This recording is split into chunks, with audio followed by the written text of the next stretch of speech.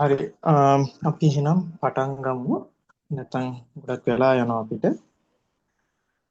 හදිස්සියේ මොකක් හරි වෙලා ලොග් අවුට් වුණොත් ආපහු ඔය ලින්ක් එකෙන්ම ඔයාලා හැමෝම ජොයින් වෙන්න. හරි එහෙනම් සියලු දෙනාටම සුබ සන්ධ්‍යාවක්. මම ඇහෙනවද සියලු දෙනාටම?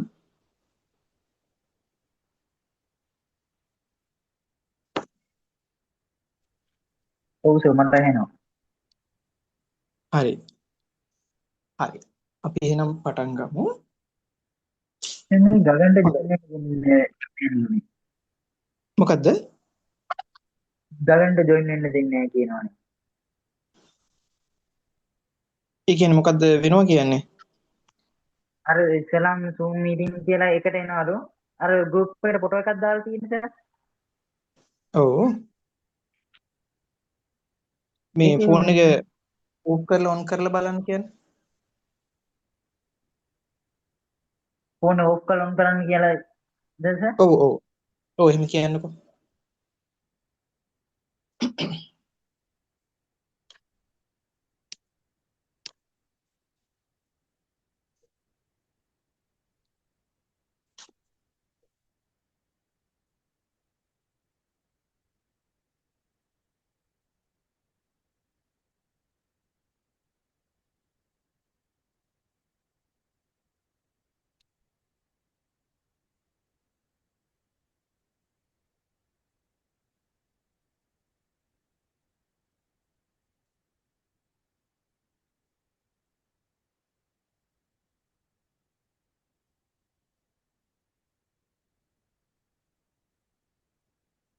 හරි අපි අතරතුරේ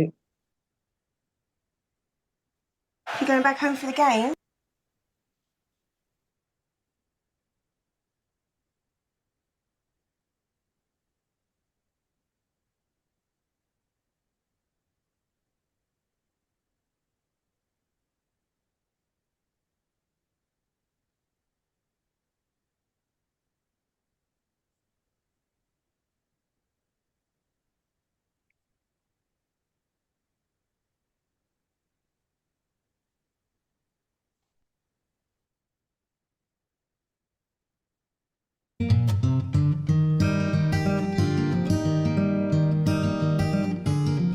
Beneath the surface of Texas are extensive water-bearing geologic formations that make up the state's vast and diverse system of aquifers. These aquifers provide more than half of the water Texans use each year. Aquifers are rarely underground lakes like you might see in a cave. They are typically rock formations that are mostly solid, but like sponges, they have interconnected fissures and pore spaces that hold water and allow it to move within the formation. An aquifer is best defined as a layer of saturated rock and the water in its pores. Aquifers are formed very slowly over vast periods of time. Water in aquifers comes originally from the surface of the earth. When rain falls, some of the water infiltrates underground and collects in the pore spaces. Water in rivers and lakes can also seep into the subsurface pores. Eventually, some interconnected pore spaces become saturated with water. In other words, they become an aquifer. The ability of an aquifer to produce water depends on the properties of the aquifer's rock formation. The two most important properties are porosity and permeability. The porosity is a measure of the volume of empty space, or pore spaces, inside the rock. Pore spaces can be openings between grains, fractures in the rock, and even caverns. Porosity represents the volume of water a rock formation can hold. Porosity itself isn't enough to create an aquifer. The areas filled with water must connect with each other so the water can flow from one pore space to another. That connectivity between pores is known as permeability. I don't ever slow up, no I don't take shit. I got no love for the fakeness. If you wanna play tough and wanna hate this, I'll always show up. I don't ever slow up, no I don't take shit. I got no love for the fakeness. If you wanna play tough and wanna hate this, I'll always show up and make a statement. I don't ever slow up, no I don't take shit. I got no love for the fakeness. If you wanna play tough and wanna hate this, I'll always show up and make a statement. Everything I do do, so instinctive and so passionate. Every word I move so descriptive like an adjective. I got a vendetta against people who patented being negative when you should be getting after it. I got facts over tracks, this and that. Spitting slow, spitting fast, I could roast, I could gas. Think I'm okay at last, but I don't know if that can erase all the past. And the pettiness, a reflection of the emptiness. Hilarious, you think you're worth my time, you're delirious. Mysterious, because you hide behind a fake exterior. Inferior, you know I'll always be a bit superior. Get off of me, this ain't no humble brag. I want you to hear words, you can say them back. I want you to feel free from the chains at last, and to believe in what you got, it was built to last, yeah. Now that I've been put through hell, I never got anyone's help. I had to do it all myself.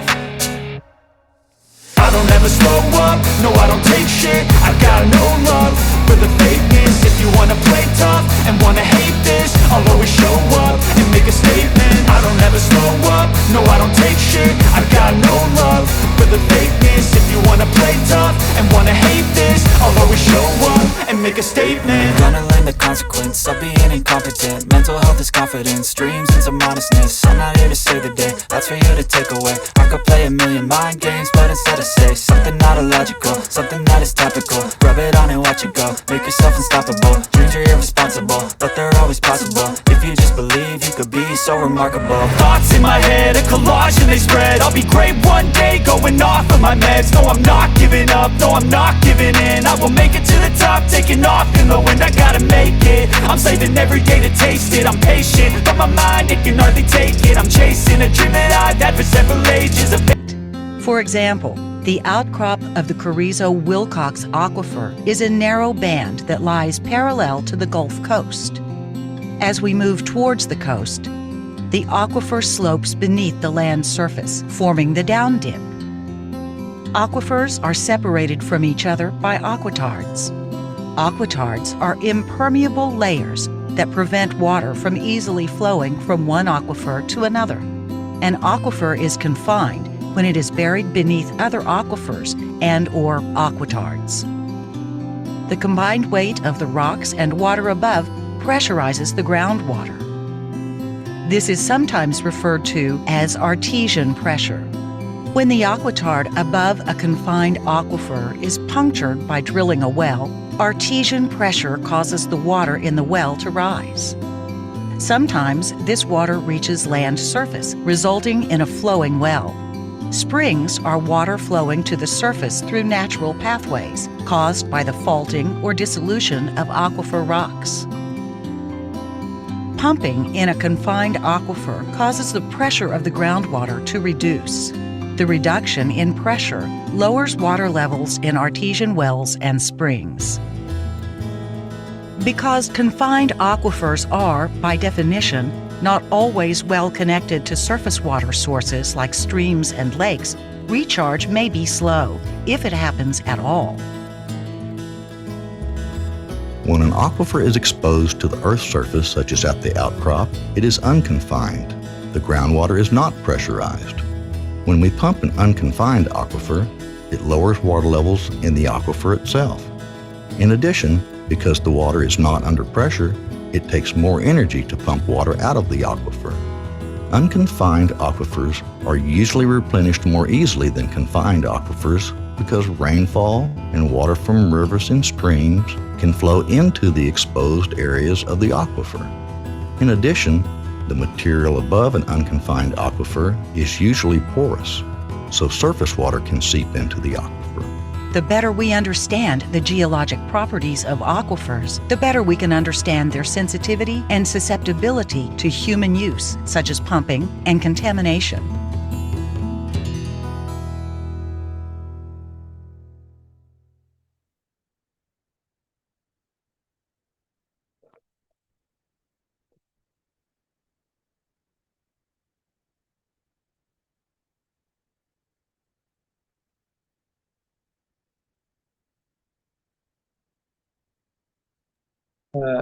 තාම බැරි වුණාද join වෙන්න?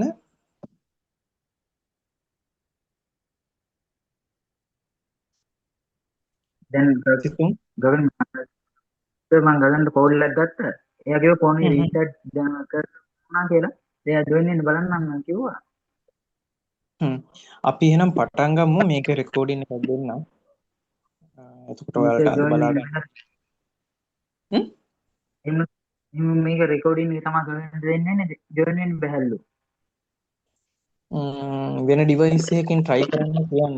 කොහොම හරි සද්ද හරි අහගන්න පුළුවන් එතකොට. හා සර්. හ්ම් හ්ම්. හරි. එහෙමනම් අපි පටන් ගමු.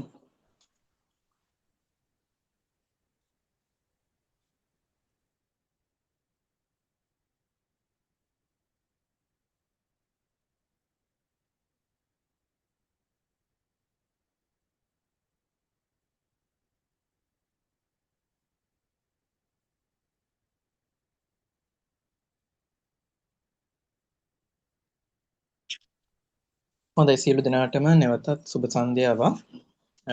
අපි මේක රෙකෝඩ් කරන හින්දා ඔයාලට ආපුසරයක් මේක බලා ගන්න පුළුවන්.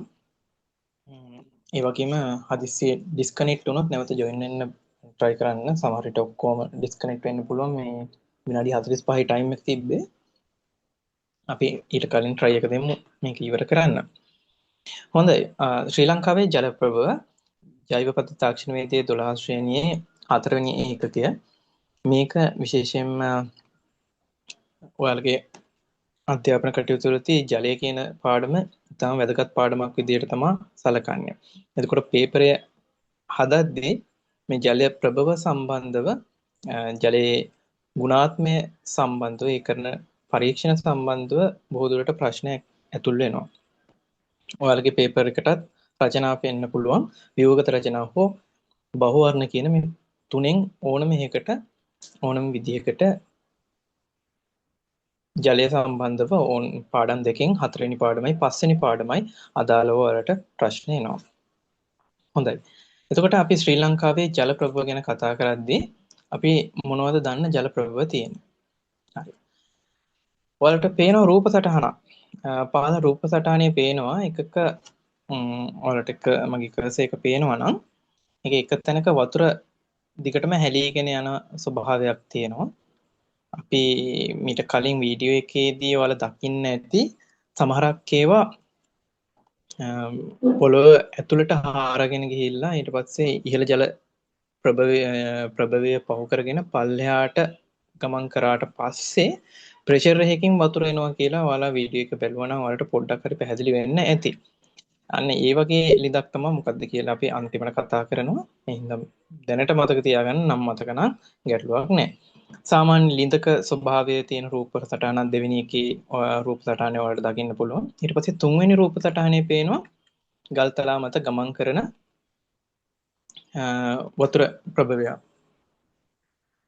එතකොට ඊට පස්සේ රූප සටහනේ වලට පේනවා ඇති සාමාන්‍ය මුහුදත් එක්කම සම්බන්ධ වෙලා තියෙනවා වගේ පේන්නේ. නමුත් මේක ඇත්තටම ලේක් එකක් එහෙම නැත්නම් වැවක් කියලා අපිට මේ රූප සටහනෙන් පේනවා. මේක සාමාන්‍ය ගොඩබිමත් එක්ක සම්පූර්ණයෙන් වට වෙලා තියෙන ස්වභාවයක් තියෙන නිසල ජලය තියෙන නිසා තමයි අපි ඒක වැවක් විදිහට අපි සලකන්නේ. දැන් මේක තුන්වෙනි රූප සටහනේ ගලාගෙන යන ජලය තියෙනවා. ඒ නිසා අපිට ඒක දිය පාරක් එහෙම නැත්නම් ගංගාවක් විදිහට සලකන්න පුළුවන්. හොඳයි අපි හැඳින්වීමේදී ඔයාලගෙන් අහන්නේ නැති වෙන්න පුළුවන්. මේක ඔයාලා දැනගෙන තියෙන්න ඕන. මොකද ජල ප්‍රභවයක් කියන්නේ කියලා සරලව අපි කියනවා. අපේ එදිනදා ජීවිතයේ ජල අවශ්‍යතාවය සපුරා ගන්න පුළුවන් හැකි ප්‍රමාණය ලබා ගන්න පුළුවන් ජලය අඩංගු මූලාශ්‍රයකට කියනවා මේ ජල ප්‍රභවයක් කියලා. එතකොට අපි එදිනදා අවශ්‍ය කටයුතු වලට අවශ්‍ය කරන ජලය ලබා ගන්න පුළුවන් මූලාශ්‍රය. අපි මුණ හොදන්න එහෙම නැත්නම් අපේ ආහාර අවශ්‍යතාව සඳහා පානීය අවශ්‍යතාව සඳහා සනීපාරක්ෂක කටයුතු සඳහා මේ සියලු දේටම ජලය අපි ලිඳෙන් ගන්නවා නම් අපි කියනවා ලිඳ ජල ප්‍රභවයක් කියලා. ලිඳට ජලය කොහොම හරි අපිට ලැබෙන එක එක අවස්ථා තියෙන්න පුළුවන්. ගංගාවකට ජලය ලැබෙන අවස්ථා තියෙන්න පුළුවන්. මෙන්න මේ පළවෙනි රූපේ දැක්වෙන ආකාරයකට ජලය ලැබෙන අවස්ථා තියෙන්න පුළුවන්. ඉතින් මේ අවස්ථාව අපි කියනවා ජල ප්‍රභවය කියලා. අපි ජල ප්‍රභව වර්ගීකරණය කරනවා. ප්‍රධාන නිර්ණායක දෙකක් යටතේ වර්ග කරන්න පුළුවන්. එකක් තමයි ස්වභාවිකත්වයේ අනුව අපි වර්ග කරන්න පුළුවන්. ඒකෙදි ස්වභාවික සහ කෘත්‍රිම ආකාර දෙකක්. ස්වභාවික කියන එකෙන් ඔයාලට පැහැදිලි වෙන්න ඕන සාමාන්‍යයෙන් අපි එළියට ගිහිල්ලා දකිනවා නම් කවුරුත් හදලා නැති දෙයක් නම් නිර්මාණයක් නොකර ස්වභාව ධර්මයේ විසින්ම නිර්මාණය කරපු දේවල් වලට අපි කියනවා ස්වභාවික දේවල් කියලා. ඒ කියන්නේ මිනිසාගේ මැදිහත් වීමෙන් තොර සිදු වූ නිර්මාණ. ඉබේම සිදු වූ නිර්මාණ. දැන් ඔයාලට පේනවා දිය ඇල්ලක වගේ රූප සටහනක් වම් අත පැත්තේ තියෙනවා. එතකොට මේක මිනිසා හදලා නෙමෙයි තියෙන්නේ. ඒක ස්වභාවයේ විසින්ම පාෂාණ බිඳ වැටීමත් එක්කම ජල උල්පත් සෑදිලා දිය පාරක් විදියට සෑදිලා තියෙනවා. ඊළඟට තව රූප සටහනක පේනවා වෙලක් අයිනක වගේ දිය කඩਿੱත්තක් වගේ ගලාගෙන යනවා. ඉතින් මේකත් මේ මිනිස්සු හදාම් නෙමෙයි. මේක සාමාන්‍ය නිර්මාණය වෙලා ඒක භාවිතා කරලා වතුර පාර කුඹුරකට හරව ගන්න හදාගෙන තියෙනවා. ඊට පස්සේ මුහුදක් පේනවා මේ තවත් රූප සටහනක. මුහුද පේන්නේ මෙතනදී වට වෙලා නැහැ කියලා මං කිව්වා ගොඩබිමක අර ඉස්සෙල්ලා රූප සටහන වලට මතකයි. වට වෙලා තියෙන නිසා නිසල ජලයේ තියෙන හින්දා ඒක වැවක් කියලා කිව්වා. මේකෙදී අපි වට වෙලා තියෙනවා අපිට පේන්නේ නැහැ. ඒ නිසා මුහුදයි සහ අහස පේන නිසා අපි මේකට මුහුදක් කියලා කියන්න පුළුවන් මේ ජලය තියෙන තැනට. ඊළඟට කෘත්‍රිම පැත්ත ගත්තොත් ඔයාලා දන්නවා අපි ඉන්නෙත් මේ වැව් බැඳි රාජ්‍යයක. එතකොට කුරුණෑගල කියන්නේ වැව් තියෙන ප්‍රදේශයක්. එතකොට මිනිසා විසින් ඉස්සර කාලේ රජවරු විසින් නිර්මාණය කරපු වැව් තමයි තියෙන්නේ. එතකොට මේ ඔයාලට දකින්න මේ නුවර වැවත් මිනිසා විසින් නිර්මාණය කරපු වැවක් තමයි මේ තියෙන්නේ. ඊට පස්සේ තව අපි දකිනවා වගාලින් කෘෂිලින් කියලා අපි කියනවා. වගාලින් තියෙන විශාල පරිමාණයෙන් විශාල වර්ගඵලයක්. එහෙම නැත්නම් විස්කම්බයක් ඇතුව නිර්මාණය කරන තියෙනවා. සමහරක් වෙලාවට මේවා අර ඈත ගම් පළාත් වලට ගියොත් ඔයාලට දකින්න පුළුවන් වගා කරන තැන්වලදී ලොකු ලින්දක් හදලා තියෙනවා වෙල්යායක් මැද. එතකොට මේ වගාලින් තමයි මේ නිර්මාණය කරලා තියෙන්නේ. එතකොට මේකෙද දිය උල්පත් විශාල ප්‍රමාණයක් ලැබෙන විදිහට තමයි නිර්මාණය කරන්නේ. ඊළඟට අමුණු අපි දැකලා තියෙනවා මේ වතුර ගලාගෙන යන සොරව විදිහට අමුණු විදිහට නිර්මාණය වෙලා තියෙන ඇනිකට් එක කියලා අපි කියනවා ඉංග්‍රීසි වලින්. එතකොට මේ වගේ එකක් අපිට දකින්න පුළුවන් අපි මේ ප්‍රදේශවල එහාට මෙහාට ගමන් කරනවා නම් ඔයාලා දැකලා ඇති මේවා. ඊට පස්සේ මේ දකින්න එක අපි ඉස්සෙල්ලා දැක්කා මේකට කියනවා ආටිසියානු ලිඳක් කියලා. ඒකේ ජල උල්පත හරන ආකාරය තමයි මුල් වීඩියෝ එක ඔයාලා දකින්න ඇත්තේ. පහළ තියෙන අපාරගම් ස්තරයක් ඒකත් පල්ලෙහාට පසාරු කරගෙන මාතෘපාෂාණයට උඩින් තමයි ජල සංචායක රැඳිලා තියෙන්නේ. එතකොට ඒවා පීඩනයක් සහිතව තියෙන්නේ. ඉතින් මේක හිල් කරපු ගමන් හැම වෙලාවෙම වතුර උඩට එකතු වෙන එක තමයි සිද්ධ වෙන්නේ. සාමාන්‍යයෙන් වැවක මේක බටයක් ගැහුවා කියලා වතුර එන්නේ නැහැ. නමුත් අර වැවත් පහු කරලා අපාරගම් මේ කියන්නේ වතුර ගමන් කරන්නේ නැති ස්තරයක් තියෙනවා. ඒකත් පසාරු කරගෙන පහළට ගිය ගමන්ම මාතෘපාෂාණයට උඩින් හම්බ වෙන වතුර ස්තරයට තමයි අපි මේ ආටිසියානු ලිඳක් නිර්මාණය කිරීමට සකස් කරන්නේ. ඉස්සරහට පොඩ්ඩක් ඒක ගැන කතා කරමු. හොඳයි ඊට පස්සේ අපි ස්වභාවිකත්වයේ අනුව වර්ග කරන්න පුළුවන් ජලය ප්‍රභව. ඒ වගේම තව ජල ප්‍රභව වර්ග කරන්න පුළුවන් එක පිහිටන ස්ථානයේ අනුව.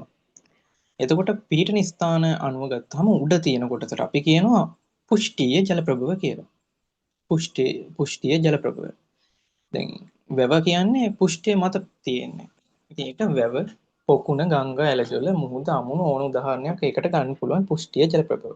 අඩුමතරම උදාහරණ දෙකක්වත් මතකේ තියාගන්න විභාගයට ලියද්දී. ඊළඟට උපපුෂ්ඨිය කියන්නේ පුෂ්ඨයට තරම පහළින්. එහෙම නැත්නම් අපි කියනවා භූගතව. දැන් ලිඳක් වගේ කියන එක උඩ නෙමෙයිනේ තියෙන්නේ. ගංගාවක් නම් වලක තියෙන දෙයක් වගේ හරියට. කියන්නේ මොකක් හරි ඇලියක තියෙනවා. වැවක්කොත් ඒ විදිහට තියෙනවා. මුහුදක් තියෙන්නේ උඩ. හැබැයි අපි ලිඳක් වගේ එකක් නම් අපි යටටම හාරනවා. පහළට හාරනවා. හාරලා උඩ අපිට වතුර හම්බ වෙන්නේ පහළ ස්තරයක වතුර හම්බ වෙනවා. ඒ කියන්නේ පුෂ්ඨයට පහළින් තියෙන හින්දා අපි උපපුෂ්ඨිය කියනවා. ඒක භූගත ජල ප්‍රභවයක් කියලා කියන්න පුළුවන්. භූගත තියෙන්නේ පොළොව යට. ඉතින් මේකෙදි කාන්දු වීම හා වැස්සීම කියන මේ ක්‍රමය භාවිතා කරලා අර වගාලින් සහ ආටිසියානුලින් ප්‍රයෝජනයට ගන්නවා. ආටිසියානු යුද්ධ කියන්නේ තවත් පහළට මම ඉස්සෙල්ලා කිව්වා අපාරගම්‍ය පටලයටත් පහළින්. දැන් මේ රූප සටහනේ මේ පරණ රූප සටහන. එතකොට ඒකෙත් ඒ විදිහට මේ පහළ එයාලා නිර්මාණය කරලා තියෙන්නේ. මේ ආටිසියානු Perfect for a drink. Let it run. මේ දෙවෙනි රූප සටහනේ වලට පේනවා. ඉතින් ඒත් මේ වගේ පිට රටක මේ හදලා තියෙන ආටිසියානු ලිඳක්. මේ පළවෙනි රූපේ ශ්‍රී ලංකාවේ හදලා තියෙන වගා ලිඳක් තමයි රූප සටහනේ තියෙන්නේ. හොඳයි ජල ප්‍රභවල භාවිත මොනවද? මොනවටද මේකේ සමහරක් මේ අකුරු පොඩි ඉෂුව එකක් වෙලා තියෙනවා කම්පියුටර් එකේ. කාමරික කියන්නේ මේ තියෙන්නේ කාර්මික අනිත් එක තියෙන කෘෂි කාර්මික ගෘහස්ත විවිධ. මෙන්න මේ භාවිත වර්ග හතරකට බෙදලා තියෙනවා. ඔයාගේ සිලබස් එකේ ප්‍රධානම මේ හතර සඳහන් වෙලා තියෙනවා. කාර්මික විදිහට සලකන්නේ මේවා බොහෝ කාර්මික නිෂ්පාදනවල මූලික අමුද්‍රව්‍ය විදිහට මේ ජලය ලබා ගන්න නිසා.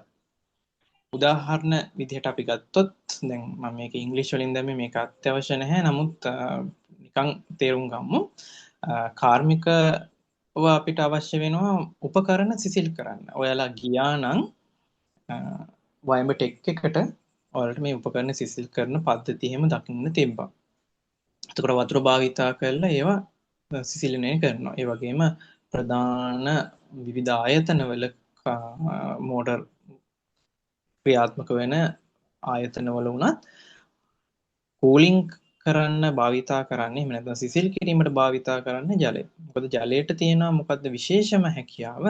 ඒකට විශිෂ්ට තාපධාරිතාව අධිකව තියෙන ද්‍රවයක් විදිහට සලකන නිසා. එතකොට ඒක සාමාන්‍යයෙන් 4200 කිලෝජූල් මවුලයට කියන අගයකින් තියෙනවා. ඒ නිසා තමයි අපි සිසිලන පද්ධති වාහනවල සිසිලන ක්‍රියාක වලට භාවිතා කරන්නේ. ඉතින් අර පොඩි කාලේ අපි ඉගෙන ගත්ත මේ සිසිලනය කියන පාඩම මෙතනදී අපිට වැදගත් වෙන්නේ ඒකයි. හරි. ඊට පස්සේ අපි නිෂ්පාදන ක්‍රියාවලියට භාවිතා කරනවා මේ කාර්මික ක්‍රියාවලිය නිෂ්පාදනය ආහාර සේදීමට, ආහාර සැකසීමට, ඒ වගේම බීම ಜಾති නිර්මාණය කිරීමට. මේ වගේ ක්‍රියාවන් සඳහා අපි පාවිච්චි කරනවා වතුර. ඊට අමතරව අපේ නිවස් සෝදන්න, ඒ වගේම භාණ්ඩ සේදීමට, ඒවා පිරිසිදු කිරීමට, ඊට අමතරව අපිට අවශ්‍ය කරනවා සමහරක් වෙලාවට ලබා ගන්න වාෂ්ප, ජල වාෂ්ප රත් කරලා වාෂ්ප යොදා ගන්නවා. ඒ කියන්නේ අපි විදුලිය නිෂ්පාදනය කිරීමට යොදා ගන්නවා මේ වගේම ක්‍රමයක්. කියන්නේ ඔය තාප බලාගාරවලදී ජලය රත්